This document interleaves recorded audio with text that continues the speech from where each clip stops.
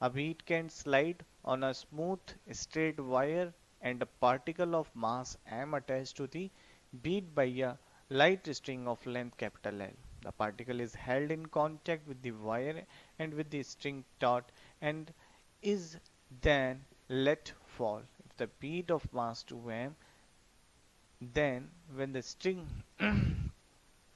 mass 2m, then when the string makes angle theta with the wire, the bead will have slipped a distance.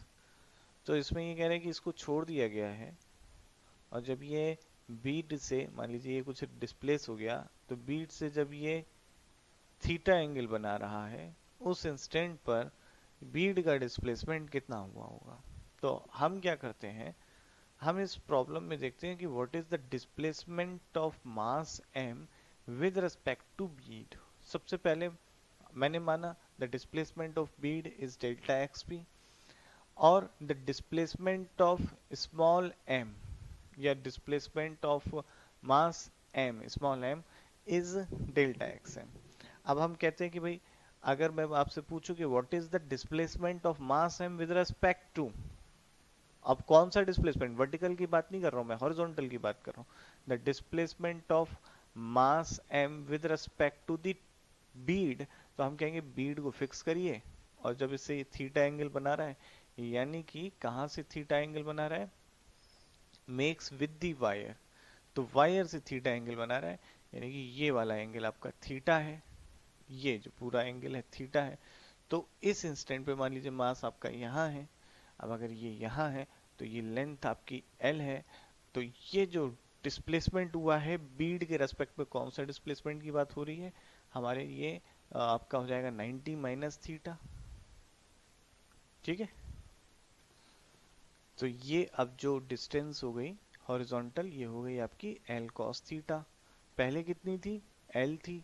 तो हम आपसे अगर पूछा जाए कि डिस्प्लेसमेंट कितना हो गया, तो displacement of the block M with respect to the bead is delta x m b. ये कितना हो गया, टूवर्ड्स चला है, लेफ्ट हैंड साइड पे चला है, तो इसको हम ले लेते हैं नेगेटिव में, लेफ्ट हैंड साइड पे चला है, कितना हो गया L minus L cos theta, and that is minus L 1 minus cos theta. That is the displacement of mass with respect to bead. So what is the displacement of mass? And it is equal to delta xp minus L 1 minus cos theta.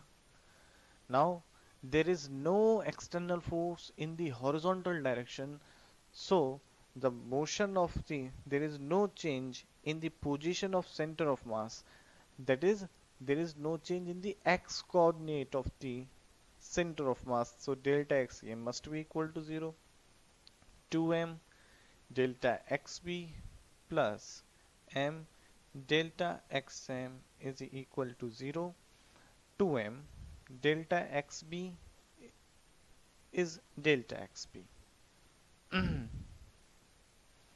delta xb, and delta xm, it is equal to delta xb minus m into L 1 minus cos theta is equal to 0, 3m delta xb is ml 1 minus cos theta, and delta xb is equal to L by 3 1 minus cos theta. So the options